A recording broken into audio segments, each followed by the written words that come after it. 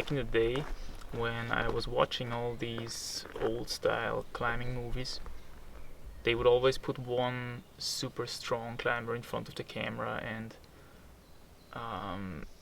then he would start philosophizing, wow, it's such an amazing place, and the nature, and this project is just perfect, and it's so hard, and once you get it done, then you have to go to the next one, and it's a never-ending struggle. And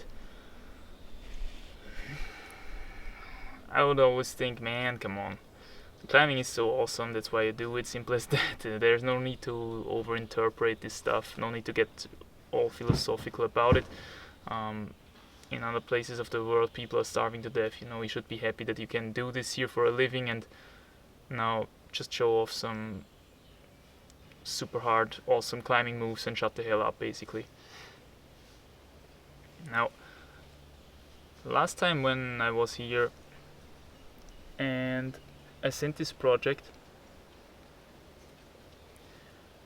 I had one of these short moments as well where the mysteries of humankind, if you want to call it like that, I don't know, unveiled itself for a second or two, and I thought, what would be if a normal person, what is a normal person?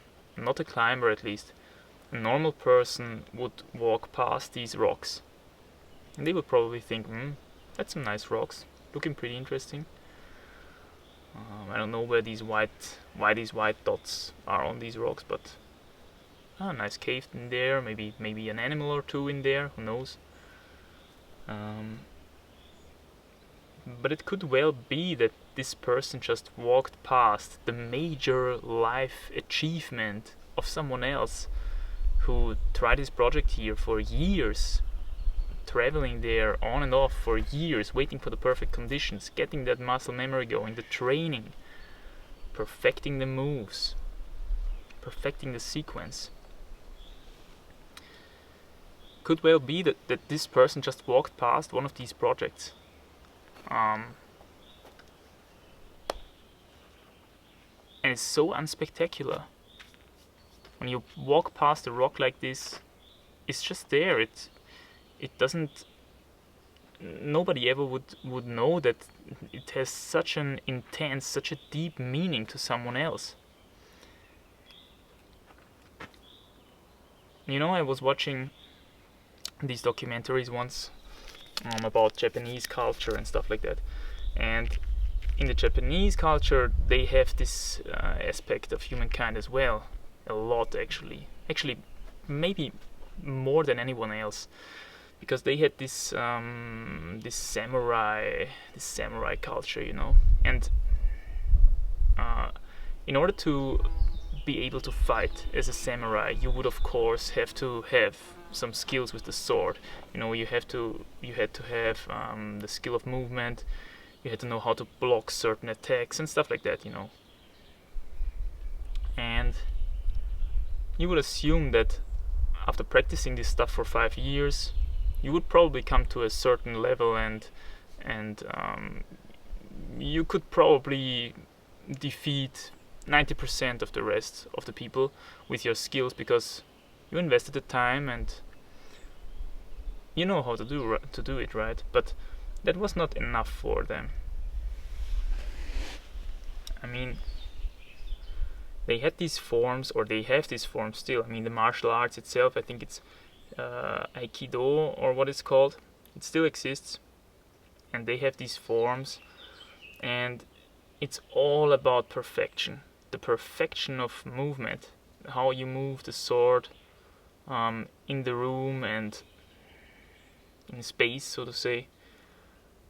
Perfect timing, just perfect movements, forms which you would really take 40 years, 50 years to master them and perfect them. And it's this sense for useless perfection, for useless over-interpretation, that is one significant trait of humankind, of humans. It's very interesting, because when you think about it, animals don't have that. On another occasion, actually, I walked up here and it was already very dark. It's like, pitch black. It was close to winter already, and I got my head torch out. I was super motivated. I wanted to check out this next problem, and so I got up there in the complete dark. When the head torch is quite bright, then you only see basically what the head torch is lighting up, and everything around you is pitch black. And I got up here and put the head torch down to lighten up the rock, so I could only see the rock and nothing else around, because it was so dark. It was also quite cloudy, so there were no stars, no moon, and it was really like, I could hear all the wild game around me. And there are actually quite a lot of wild boars and stuff in this region. But anyway, I could hear them, and I was thinking, what if this boar, he could probably see me, but I couldn't see him because he was in the dark. I was in the light of the head torch, so he could see me. And what if he watched me and was thinking, what the hell is this guy doing here? It's like, does he want to get up there? Is there something up this rock? Something to eat maybe? Or something to hide, Something productive, But then I get up there and then I jump off. And what would the boar think then? Why the hell did he do that? Why did he invest all this energy to get up there only to jump down again? Because in this area you can't even top out the boulders, And again, it's just this sense for perfecting a sequence, for over-interpreting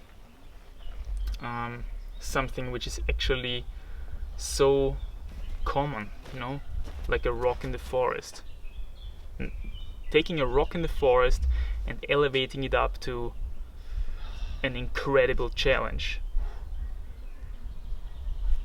An animal wouldn't do that because it takes a lot of energy. Energy you could spend for foraging and procreation and stuff like that. But